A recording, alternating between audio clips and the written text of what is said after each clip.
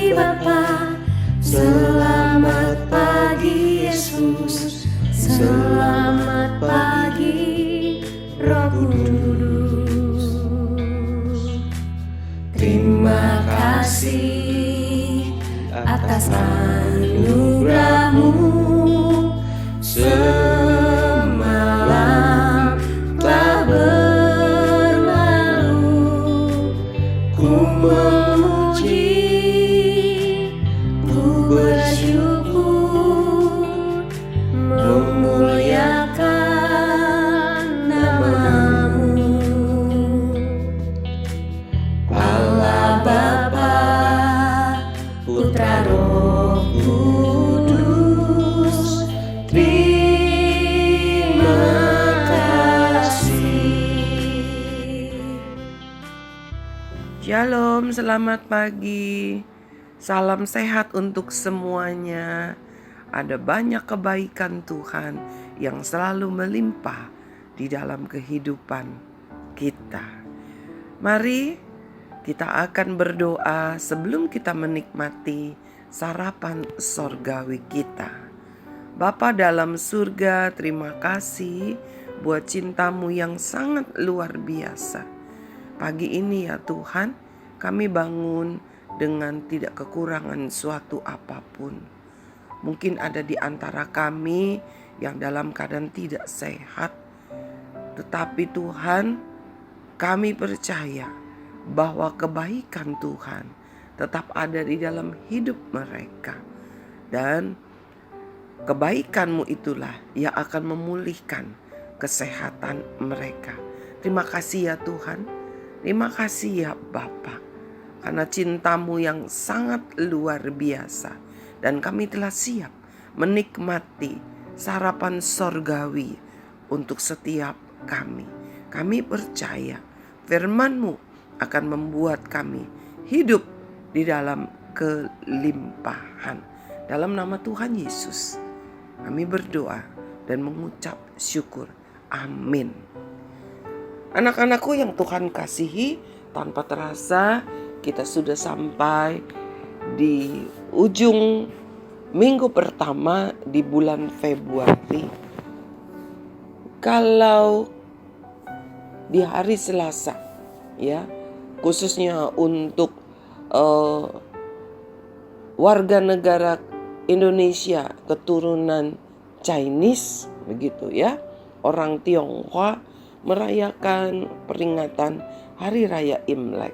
Hari Raya Imlek merupakan satu hari di mana mereka, ya orang-orang Chinese itu mengadakan satu ucapan syukur. Karena apa? Panen, memasuki musim semi, ya, hasil panen yang berlimpah. Dan mereka sangat bersukacita sekali. Sebab itulah mereka membuat perayaan. Di dalam perayaan itu setiap keluarga akan berkumpul, ya, di rumah orang yang paling tua.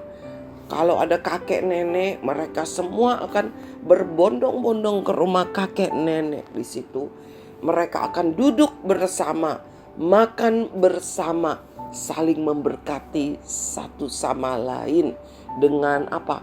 Memberi angpau, ya. Apa sih artinya angpau? Ang artinya merah. Pau itu bungkusan, ya. Setiap bungkusan yang berwarna merah itu mempertandakan itu adalah berkat, ya. Jadi mungkin anak-anak seringkali mendengar kata angpau. Apa sih angpau? Angpau. Itu loh uang yang dimasukkan ke dalam amplop katanya, ya. Tetapi kalau kata angpau artinya bungkusan merah, ya, yang mempertandakan bahwa ini adalah berkat, kebaikan, bukan kesialan, seperti itu. Kalau ada lagi, ada kata pekpau. Pekpau itu artinya bungkusan putih. Kenapa? Itu adalah satu bungkusan pertanda ucapan duka cita. Ya, kalau pergi melayat, berkunjung di mana ada keluarga yang ada yang meninggal di dalam keluarga itu, ya, kita melayat membawa apa? Pekpal, bukannya angpau, ya. Ini sekedar pengetahuan apa sih artinya kata angpau begitu, ya. Mari kita akan membaca firman Tuhan dari kitab Mazmur. Kalau kita masih tetap ada di dalam tema pemeliharaan Tuhan, dan judul firman Tuhan pada pagi hari ini adalah berkat atas persaudaraan, ya. Berkat atas persaudaraan. Kita akan membaca kitab Mazmur pasal yang ke-133. Demikian firman Tuhan. Di dalam kitab Mazmur 123 hanya ada 3 ayat dengan judul persaudaraan yang rukun, ya. Nyanyian ziarah Daud. Jadi ini merupakan lagu loh, ya, merupakan lagu. Sungguh alangkah baiknya dan indahnya apabila saudara-saudara diam bersama dengan rukun. Di masa pandemi ini banyak sekali keluarga yang harus berkumpul hampir 24 jam satu hari. Hidup bersama-sama, baik itu rumahnya besar maupun rumahnya kecil, katanya, ya. Tetapi firman Tuhan di dalam ayat yang pertama ini dikatakan demikian, sungguh alangkah baiknya dan indahnya. Jadi bukan soal rumah besar atau rumah kecil, di mana ada orang berkumpul bersama-sama, saudara-saudara berkumpul bersama-sama, kakak adik berkumpul bersama-sama, papa dan mama berkumpul bersama-sama. Lalu mungkin di situ ada anak-anak, ya. Mungkin di situ ada lagi saudara-saudara yang lain hidup bersama-sama dalam satu rumah. Dikatakan baik dan indah, katanya. Loh, gimana baik, bagaimana indah? Rumahnya kecil, makanan cuma sedikit. Tetapi firman Tuhan dikatakan alangkah baiknya dan indahnya apabila saudara-saudara diam bersama. Belum titik tuh, ternyata masih ada 2 kata di belakangnya. Dikatakan diam bersama dengan rukun. Rupanya inilah yang menjadi kunci di mana ketika hidup bersama-sama, meskipun rumahnya kecil, meskipun banyak orang, meskipun makanan cuma sedikit, hanya sedikit, yang mungkin tidak dapat mencukupi, tetapi dikatakan yang terpenting adalah dengan rukun. Maka dikatakan alangkah baiknya dan indah. Kalau kita mengingat firman Tuhan yang kemarin, bagaimana dari apa yang tidak mungkin, dari apa yang tidak berarti, dibawa diserahkan kepada Tuhan, maka Tuhan memberkatinya dan menjadi cukup. Nah, pagi hari ini dikatakan bahwa hidup bersama-sama dengan rukun di situ menjadi baik dan indah. Kenapa? Karena ada berkat Tuhan. Apakah engkau sudah membawanya kepada Tuhan? Tuhan, ini kami hidup bersama-sama dalam satu rumah yang kecil. Tuhan, ini kami hidup bersama-sama dalam satu rumah yang besar. Mari Tuhan, jadikanlah hidup bersama kami menjadi indah dan baik. Bukan hidup bersama yang penuh dengan segala amarah, dengan segala pertengkaran, keributan, ya. Tetapi hidup bersama dengan rukun dikatakan menjadi indah dan baik. Lalu digambarkan lagi, diumpamakan lagi apa? Seperti minyak yang ada, minyak yang baik di atas kepala. Jadi kamu bayangkan di atas kepala ada minyak yang dituangkan di atas kepala. Minyak yang baik itu bicara urapan dari Tuhan. Ya, ternyata hidup di dalam kerukunan bukan hanya sekedar katanya diberkati, tetapi ternyata kenapa dikatakan baik dan indah?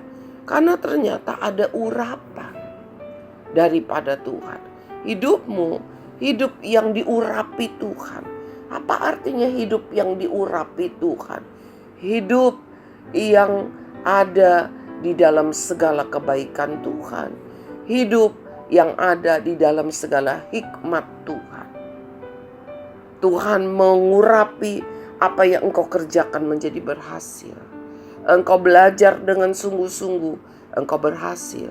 Bapak Ibu, engkau bekerja dengan sungguh-sungguh, dengan penuh penyerahan kepada Tuhan, mengucap syukur kepada Tuhan, maka Tuhan memberkatinya. Tuhan mengurapinya. Itu tidak akan menjadi sia-sia, ya.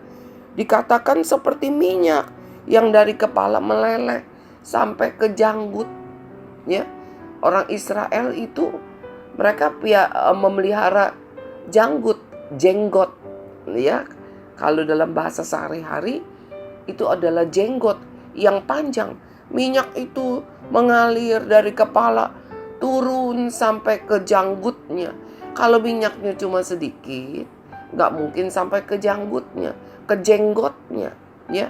Tetapi ini berarti minyak yang banyak, ya. Minyak yang banyak itu turun, ada, dituangkan di atas hidup bersama yang rukun, ya. Meleleh katanya, mengalir itu artinya ke janggut sampai kemana? Ke jubahnya, sampai ke baju. Lalu ayat yang ketiga dikatakan lagi seperti apa? Kalau tadi dikatakan seperti minyak, ayat yang ketiga mengatakan demikian. Seperti embun gunung Hermon yang turun ke atas gunung-gunung Sion.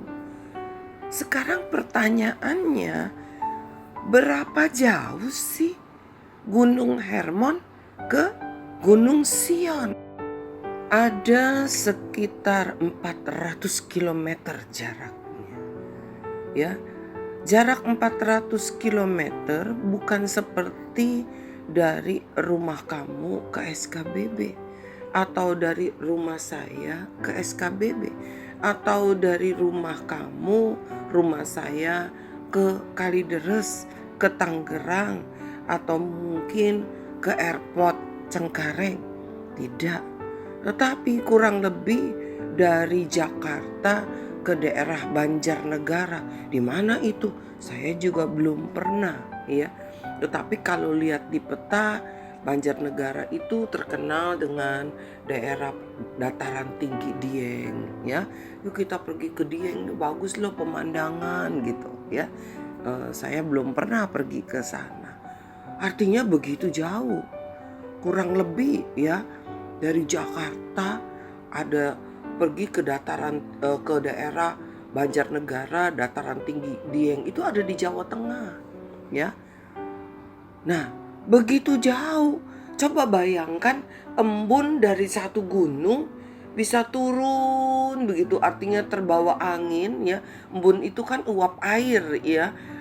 Itu turun sampai sedemikian jauh, begitu jauhnya. Artinya berapa banyak embun itu? Berapa besar kandungan air yang ada di dalam embun itu. Begitu berlimpahnya berkat Tuhan ada di dalam kehidupan yang rukun. Anak-anakku, saudara-saudaraku, Bapak Ibu yang Tuhan kasihi, penting sekali hal ini. Berkat Tuhan ada di atas kehidupan yang rukun digambarkan seperti minyak yang meleleh dari kepala sampai ke janggut, sampai ke jubah katanya. Artinya minyak itu bukan minyak yang 1 tetes, 2 tetes. Lalu dikatakan seperti embun, ya, uap air yang turun kalau pagi-pagi kamu keluar rumah, ya, ke halaman begitu. Mungkin ada daun-daun, kamu bisa lihat ya di waktu subuh daun itu kalau dipegang agak basah karena ada embun. Tetapi tidak mungkin embun itu bisa dari jarak yang begitu jauh, 400 kilometer. Sudah menguap dulu di perjalanan. Tapi ini firman Tuhan mencatat dari Hermon sampai ke gunung-gunung Sion, kata. Begitu jauh.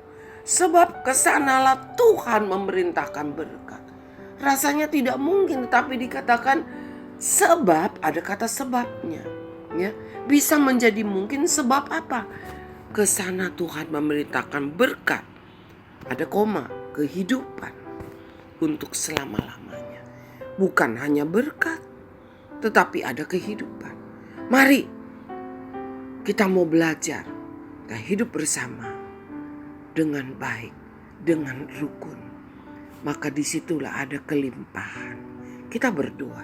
Bapa dalam surga, terima kasih buat kunci berkat yang Engkau berikan kepada kami pagi hari ini.